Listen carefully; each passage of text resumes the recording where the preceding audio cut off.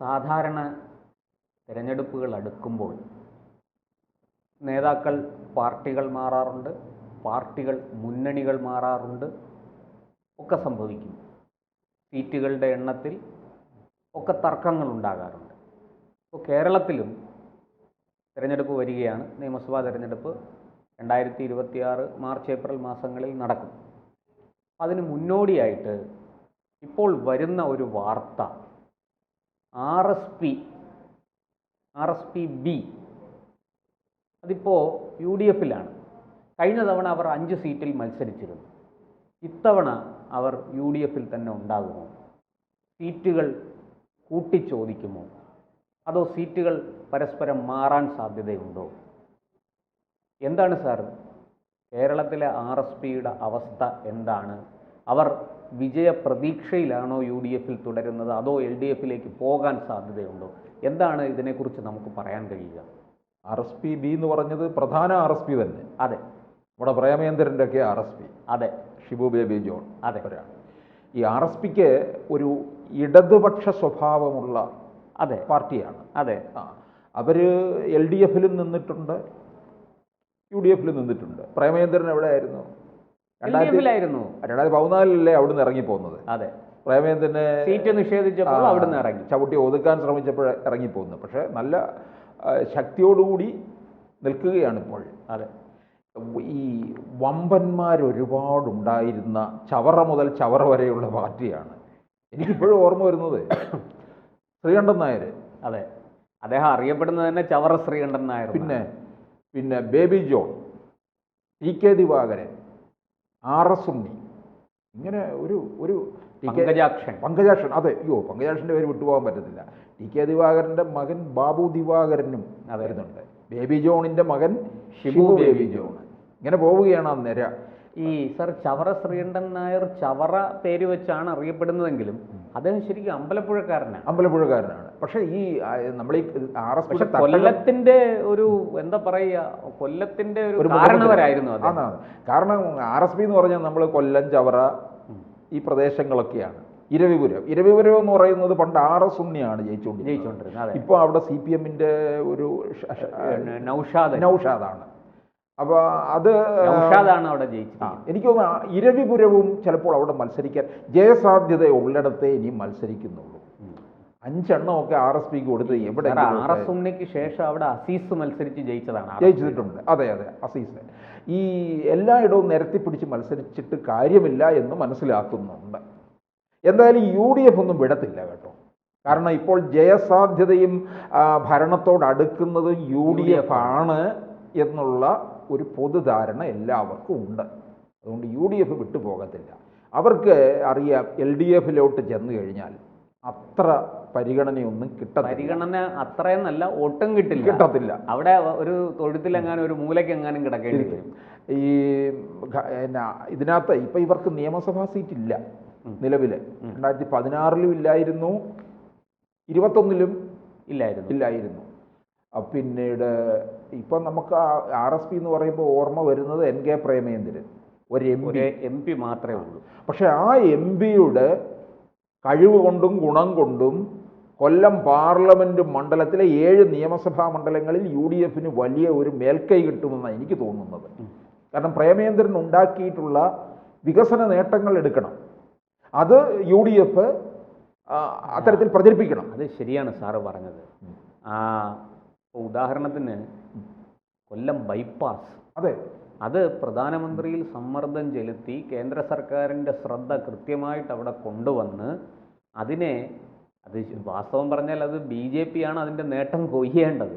പക്ഷേ അത് സൂത്രത്തിൽ എങ്കിലും അതിനോട് ഓരം ചേർന്ന് നിന്നുകൊണ്ട് എന്നാൽ ഞാൻ BJP അല്ല എന്ന സ്റ്റാൻഡ് എടുത്തുകൊണ്ട് അത് തന്ത്രപൂർവം അത് സ്വന്തമാക്കി, അതിൻ്റെ നേട്ടം സ്വന്തമാക്കിയ ആളാണ് പ്രേമേന്ദ്രൻ. അത് പറയാതിരിക്കാൻ കഴിയില്ല. പക്ഷെ അദ്ദേഹത്തിൻ്റെ മിടുക്ക് സമ്മതിച്ചു കൊടുക്കണം. അത് ആ മിടുക്കാണ് നരേന്ദ്രമോദി മനസ്സിലാക്കിയിരിക്കുന്നത്. അതുകൊണ്ടാണ് ചായ കുടിക്കാൻ ക്യാൻറ്റീനിൽ കൊണ്ടുപോയി വിളിച്ചു കൂടെ ഇരുത്തിയത്. അതുപോലെ കൊല്ലത്ത് ചെല്ലുമ്പോഴേ അന്വേഷിക്ക്, അവിടെ റെയിൽവേ സ്റ്റേഷൻ അങ്ങ് മാറിക്കൊണ്ടിരിക്കുകയാണ്. വലിയ മാറ്റമാണ്. ഇത് ആരുടെ വികസനമാണെന്ന് ചോദിച്ചാൽ മോദിയുടെ വികസനമെന്നല്ല കാണുന്നത്, പ്രേമേന്ദ്രന്റെ വികസനം. അത് UDF എനിക്ക് തോന്നുന്നു BJP അക്കാര്യത്തിൽ ഒരു മെല്ലെപ്പോക്കുണ്ട്. ഉണ്ട് പ്രേമേന്ദ്രൻ അതിന്റെ ക്രെഡിറ്റ് എടുത്തോട്ടെ എന്നുള്ള രീതിയിൽ. കാരണം പ്രേമേന്ദ്രനെ വെല്ലാൻ വേറൊരാളില്ല എന്നുള്ളതാണ്. അതുകൊണ്ട് ഈ ഇടയ്ക്ക് പറയുന്നുണ്ട് പ്രേമേന്ദ്രനെ കേരള രാഷ്ട്രീയത്തിലേക്ക് കൊണ്ടുവരും എന്ന് RSP. എന്നിട്ട് ഇവിടെ പിന്നെ പ്രേമേന്ദ്രനും ഷിബു ബേബി ജോണും മത്സരിക്കും എന്നുള്ള രീതിയിൽ. അങ്ങനെ വരുമ്പോൾ RSPക്ക് 2 മന്ത്രിമാരെ കൊടുക്കാൻ പറ്റുമോ? ഷിബു ബേബി ജോണും മന്ത്രിസ്ഥാനം നോട്ടം ഇടുന്നുണ്ട്. അത് മന്ത്രിയായിരുന്ന ആളുമാണ്. അതെ. പിന്നെ ഉമ്മൻചാണ്ടി സർക്കാരിൻ്റെ കാലത്ത്. അതെ. പിന്നീട് 2001 ജയിച്ച MLA ആയ ആളാണ് ഷിബു ബേബി ജോൺ. അത് 2011 അദ്ദേഹം ജയിച്ചു. പക്ഷെ 16 തൊട്ടാണ് അദ്ദേഹം തോറ്റത്. പ്രേമേന്ദ്രൻ 2006 പ്രേമേന്ദ്രനും ഷിബു ബേബി ജോണും കൂടെ ഏറ്റുമുട്ടിയിട്ടാണ് ഷിബു ബേബി ജോൺ തോറ്റതും പ്രേമേന്ദ്രൻ ജയിച്ചതും. പിന്നെ പ്രേമേന്ദ്രൻ ജലവിഭവ വകുപ്പ് മന്ത്രിയായിരുന്നു, നല്ല മന്ത്രിയുമായിരുന്നു. ആ കഴിവ് കൃത്യമായിട്ട് പ്രകടിപ്പിച്ചു എന്നുള്ളതാണ്. അപ്പോൾ എനിക്ക് തോന്നുന്നില്ല കേരള രാഷ്ട്രീയത്തിലേക്ക് കൊണ്ടുവരുന്നതിനേക്കാൾ MP സ്ഥാനത്ത് നിന്ന് കഴിഞ്ഞാൽ അതാണ് നല്ലത് അദ്ദേഹം. അതെ, ഇനിയും കൂടുതൽ വികസനത്തിലേക്ക് പോകാൻ പറ്റും.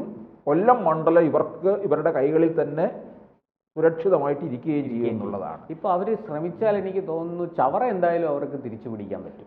കാരണം 2021 സുജിത് വിജയംപിള്ള, ഡോക്ടർ സുജിത് വിജയംപിള്ള 1000 വോട്ടിൻ്റെ ഭൂരിപക്ഷത്തിലെ വിജയിച്ചു.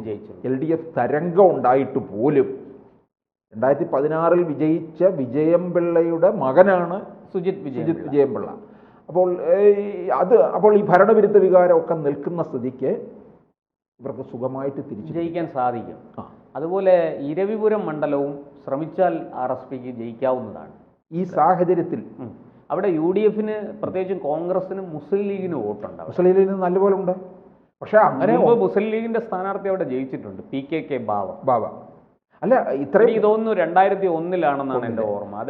അദ്ദേഹം മന്ത്രിയാകുകയും ലീഗിന് അത്രത്തോളം മുസ്ലിം വിഭാഗം ഉള്ളത് കൊണ്ട് എന്നിട്ട് പോലും RS ഉണ്ണി നിരന്തരം ജയിച്ചുകൊണ്ടിരുന്ന മണ്ഡലം. അതെ, അത് നമ്മൾ മനസ്സിലാക്കണം. അല്ല, പക്ഷെ സാർ അവിടെ ഏറ്റവും കൂടുതൽ നായർ സമുദായത്തിനാണ് വോട്ടുള്ളത്. പിന്നെ ഈഴവ സമുദായത്തിന് വോട്ടുണ്ട്. മുസ്ലിം വോട്ട് ശരിക്കും 3ാം സ്ഥാനത്തേ വരുന്നുള്ളൂ. അല്ല, ആ മുസ്ലിം വിഭാഗത്തിന്റെ വോട്ടെന്ന് പറഞ്ഞാൽ അത് മൊത്തത്തിലെ ഒരിടത്തേക്ക് പോകും. അതിനകത്ത് സ്പ്ലിറ്റ് ചെയ്യത്തില്ല. അതാണല്ലോ ആ വിഭാഗത്തിൽ നിന്നുള്ള അതിന്റെ പ്രത്യേകത അതാണ്. ഇപ്പം നമ്മുടെ K മുരളീധരൻ ഗുരുവായൂർ മണ്ഡലം നോട്ടം ഇടുന്നത് തന്നെ എന്തുകൊണ്ടാണ്? ആ മുസ്ലിം ലീഗിന്റെ വോട്ടാണ്. അത് കൃത്യമായിട്ട് കിട്ടും. അവിടെ ലീഗ് ചതിക്കില്ല എന്നറിയാം. കോൺഗ്രസ്സുകാരാണെങ്കിൽ അത് പാലം വലിക്കും. അപ്പോൾ RSPക്ക് എന്തായാലും ഒരു വളർച്ച ഉണ്ടാവുന്നുണ്ട്. കാരണം പിന്നെ കൊല്ലം സീറ്റ് ഇവർക്ക് നോട്ടമുണ്ട്. പക്ഷെ അത് കോൺഗ്രസ് കൊടുക്കുമോ എന്ന് എനിക്ക് അറിയില്ല. കാരണം കൊല്ലം അവരുടെ ഒരു പഴയ എന്താ പറയാ താപ്പാനകളൊക്കെ ജയിച്ചുകൊണ്ടിരുന്ന മണ്ഡലമാണ്. അവരുടെ പ്രഗത്ഭരായ നേതാക്കൾ ജയിച്ചുകൊണ്ട്, കടവൂർ ശിവദാസനെയൊക്കെ പോലെയുള്ളവർ ജയിച്ചുകൊണ്ടിരുന്ന മണ്ഡലമാണത് കൊല്ലം. പിന്നെ ശൂരനാട് രാജശേഖരൻ കൊല്ലത്ത് മത്സരിച്ചിട്ടുണ്ടല്ല? അതോ എനിക്ക് തോന്നുന്നു അദ്ദേഹം പാർലമെന്റിൽ തോറ്റിട്ടുണ്ട്. അല്ല, ഈ കൊല്ലത്ത് കോൺഗ്രസിലെ ഏത് കുറ്റിച്ചൂലിനെ കൊണ്ട് ഇപ്പൊ നിർത്തിയാലും വിജയിക്കും. കാരണം മുകേഷ് അത്രത്തോളം വിജയസാധ്യത നശിപ്പിച്ചു വെച്ചിരിക്കുകയാണ്. കോൺഗ്രസിന് വിജയസാധ്യത ഉറപ്പാക്കി കൊടുത്തിട്ടുണ്ട് മുകേഷ്. അപ്പം അവിടെ വിട്ടുകൊടുക്കത്തില്ല. ചവറ കൊടുക്കും, പിന്നീട് ഇരവിപുരവും എന്തായാലും കൊടുക്കും. പിന്നെ വേറെ ഏതെങ്കിലും മണ്ഡലം കൂടുതലൊന്നിനും വേണ്ടി സമ്മർദ്ദം ചെലുത്തത്തില്ലെന്നാണ് ഇപ്പോൾ ഷിബു ബേബി ജോൺ പിന്നെ കേരളമൂതി പത്രത്തിൽ നൽകിയിരിക്കുന്ന അഭിമുഖത്തിൽ പറഞ്ഞിരിക്കുന്നത്. ഇപ്പൊ കുന്നത്തൂര് ജയിച്ചിരിക്കുന്ന RSP ലെനിനിസ്റ്റ്, അതെ, കോവൂർ കുഞ്ഞുമോൻ. ഈ കോവൂർ കുഞ്ഞുമോൻ തരാതരം പോലെ മാറി കളിക്കുന്ന ആളാണ്. നേരത്തെ LDFനൊപ്പം നിന്നു, പിന്നെ UDFനൊപ്പമായി, പിന്നെ വീണ്ടും LDFിൽ പോയി. ഈ കുഞ്ഞുമോനെ സംബന്ധിച്ച് ഇനിയിപ്പോൾ ഈ ശക്തമായ ഭരണവിരുദ്ധ വികാരമുള്ള സ്ഥിതിക്ക് കുഞ്ഞുമോൻ എന്ത് ചെയ്യും എന്നുള്ള ഒരു ചോദ്യം ഉയരുന്നുണ്ട്. അദ്ദേഹം ഈ ഇടതുപക്ഷത്ത് തന്നെ നിൽക്കുമോ, അതോ തൻ്റെ RSP ലെനിനിസ്റ്റിനെ കൊണ്ടുവന്ന് പഴയ പോലെ RSP ബിയിൽ ലയിപ്പിച്ച് കുന്നത്തൂരെന്ന് മത്സരിക്കുമോ എന്നൊക്കെയുള്ള ചോദ്യം. പിന്നെ നിരവധി തവണ അവിടെ മത്സരിച്ചിട്ടില്ലേ കോവൂർ കുഞ്ഞുമോൻ? മണ്ഡലത്തിന് വലിയ നേട്ടമൊന്നും പറയാനില്ല. പരക്കെ പരാതി ആക്ഷേപവും ഒക്കെ നിൽക്കുന്നുണ്ട്. ഇപ്പോൾ വളരെ കൂടുതലാണ്. മുമ്പ് ഇത്രയും ഇല്ലായിരുന്നു എന്നുള്ളതാണ്. അപ്പോൾ എന്തായാലും RSP വലിയ ബാർഗൈനിങ് ഇല്ലാതെ നിൽക്കുന്നത് അവർക്ക് നല്ലത് തന്നെയാണ്. ഉള്ള സംവരണ മണ്ഡലമാണ് അത് കുന്നത്തൂര്. അല്ല, ഇവർക്ക് ഇനി ഇവർ പറയുന്നത് മത്സരിക്കുന്ന സീറ്റ് ജയിക്കുക എന്നുള്ളതാണ്. കാരണം UDF ഘടകകക്ഷികൾ വേറെ വരികയാണെങ്കിൽ അവർക്കെല്ലാം സീറ്റ് കൊടുക്കണ്ടേ? അതുകൊണ്ടുള്ള ഒരു അഡ്ജസ്റ്റ്മെന്റിലേക്കും കൂടി പോവുകയാണോ എന്ന് സംശയിക്കേണ്ടിയിരിക്കുന്നു. അല്ല, അവർ RSPയെ സംബന്ധിച്ചിടത്തോളം അവർ 2-3 പേര് ജയിച്ചാലും അത് നേട്ടമാണ്.